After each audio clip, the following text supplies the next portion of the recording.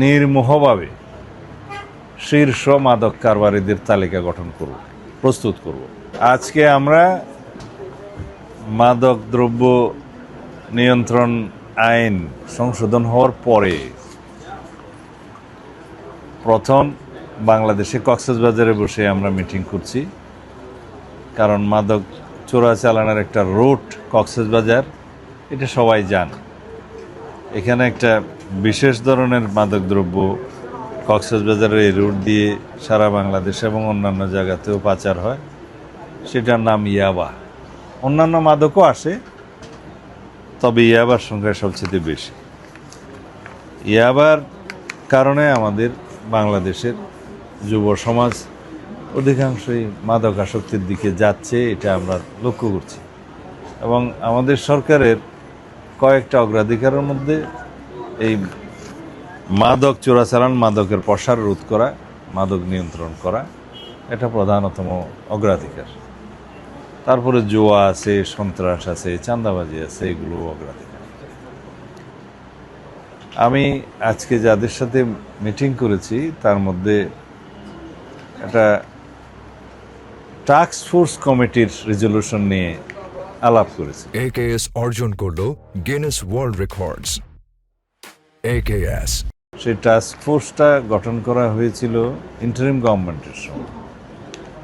এটা এখানকার জিওসি সাহেব, রামু ক্যান্টনমেন্ট 10th পদাতিক ডিভিশনের জিওসি, তিনি এই টাস্ক ফোর্স কমিটির সভাপতি, এবং তার অধীনে এখানে মেম্বার আছে BGB, coastguard, navy, DGFI, NSI, মাদকদ্রব্য নিয়ন্ত্রণ অধিদপ্তরের কর্মকর্তা, জেলা প্রশাসন থেকে এডিএম এবং সংশ্লিষ্ট অন্যান্য কর্মকর্তাগণ আছেন। তারা কিছু সিদ্ধান্ত নিয়েছিলেন, রেজলিউশন, সেগুলো আমি দেখেছি। তার 1 নম্বর সিদ্ধান্ত ছিল, যেটা আজকে আমরা অত্যন্ত গুরুত্ব সহকারে নিয়েছি, তাহলে আমরা নির্মোহভাবে শীর্ষ মাদক কারবারিদের তালিকা গঠন করব, প্রস্তুত করব। মাদক চোরা কারবারি, মাদক ব্যবসায়ী যারা মূল হোতা, তাদের একটা নির্মোহ তালিকা হবে। সেই টাস্কফোর্স কমিটি সেটা করবে। তার উপর ভিত্তি করে আমরা পরবর্তী কার্যক্রম গ্রহণ করব।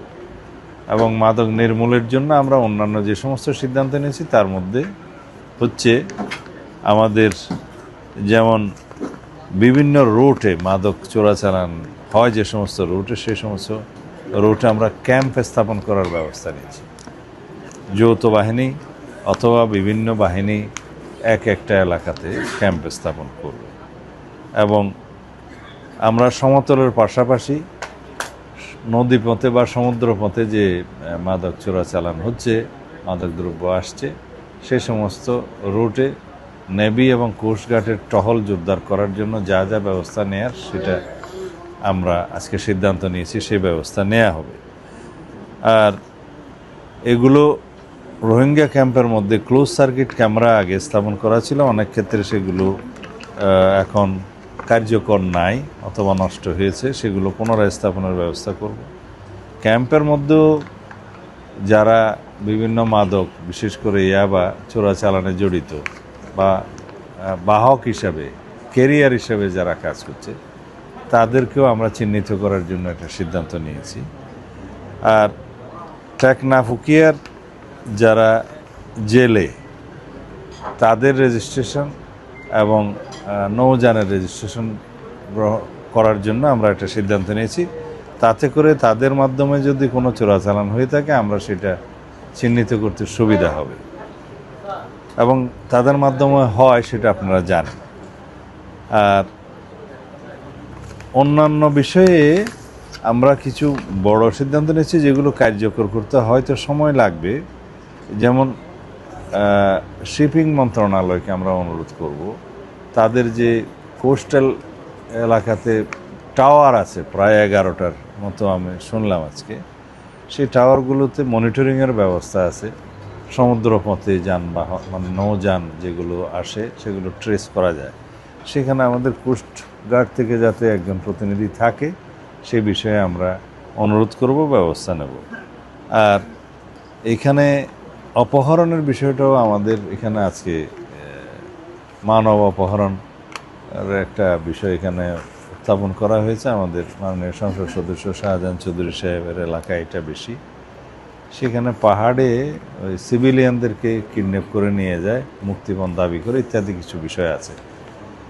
এবং জানা গেল তার সাথে মাদক চোরা কারবারিদের এবং মাদক ব্যবসায়ী কেরিয়ারদের একটা সংশ্লেষ আছে, হয়তো লেনদেনের বিষয়ও আছে। এছাড়াও অন্যান্য ক্ষেত্রে হয়তো নিরীহ জনগণকেও তারা অপহরণ করে থাকে।